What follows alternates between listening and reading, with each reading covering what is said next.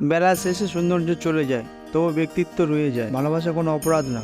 হাজারটা স্বপ্ন দেখি, মাঝপথে হাত ছেড়ে যাওয়াটাই অপরাধ। আয়না হচ্ছে মানুষের প্রাকৃতিক বন্ধু, যার সামনে হাসলে সেও হাসে, কাঁদলে সেও কাঁদে, কিন্তু আঘাত করলে আঘাত করে না, বরং নিজেই ভেঙে যায়। কাউকে ঠকালে তোমাকেও একদিন ঠকতে হবে, পার্থক্য শুধু সময়ের। তাদেরকেই তো সবাই বিশ্বাস করে যারা মিথ্যাটা বানিয়ে বলতে পারে। কারোর কাছে মন খারাপের কথা বলার চেয়ে হাসি মুখে আমি ভালো আছি বলাটাই অনেক ভালো। মন থেকে যাকে একবার ভালোবাসা যায়, তার থেকে হয়তো দূরে থাকা যায়, তবে তাকে কখনো ভোলা যায় না। অবশেষে বুঝলাম সবই সহ্য করা যায়, কিন্তু কিছুই ভোলা যায় না। হাসতে শেখানো মানুষটাই একদিন কাঁদিয়ে চলে যায়। বেশি চিন্তা করো না, তোমার চিন্তা কালকে সমস্যা দূর করবে না, বরং আজকের দিনের শান্তিটুকু কেড়ে নেবে। আমরা সবসময় ভাবি আমাদের স্মৃতিশক্তি খুবই দুর্বল, কিন্তু যখন আমরা কাউকে ভোলার চেষ্টা করি, তখন বুঝতে পারি আমাদের স্মৃতিশক্তি কতটা শক্তিশালী। আরে না, রাগ কেন করব, এই কথাটার মধ্যেই পৃথিবীর সবচেয়ে ভয়ানক রাগ লুকিয়ে থাকে। আমরা ঘুমাতে ভালোবাসি, কেননা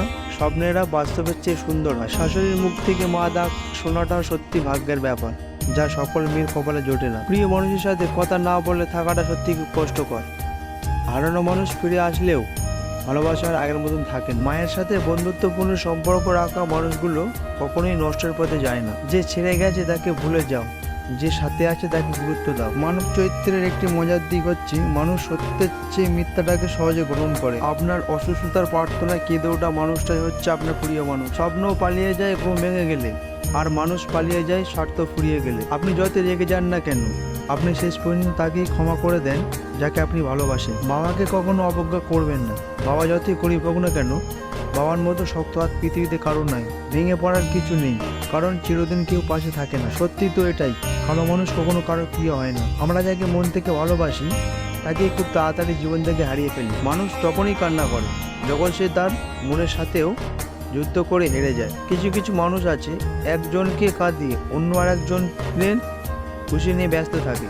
ভিডিওটি ভালো লাগলে প্লিজ একটা লাইক করবেন, কারণ আপনাদের একটা লাইক আমাদের পরবর্তী ভিডিও বানাতে উৎসাহিত যোগায়। ভালো থাকবেন, সুস্থ থাকবেন, ঈশ্বর আপনাদের মঙ্গল করুক। দেখা হচ্ছে অন্য কোনো